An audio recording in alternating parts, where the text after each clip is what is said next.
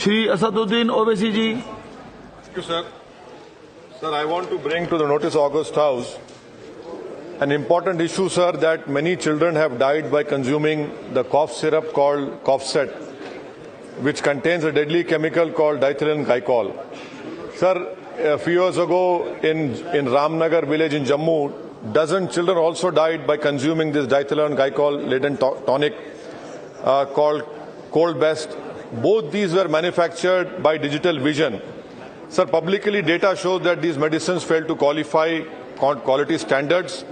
We have the Drug and Cosmetics Act 1940 which treats such serious offence.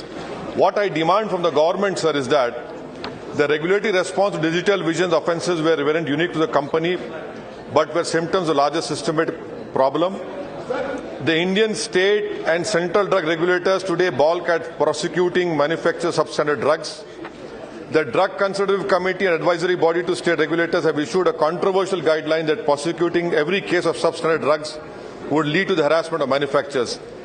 This should be immediately withdrawn, and strict implementation of good manufacturing practices as envisaged by the Drug and Cosmetics Act should be implemented. This is a very important issue, sir. Many children are drinking this cough syrup and they are dying, and there is no control by the government on such sale of substandard drugs, sir. Thank you, sir.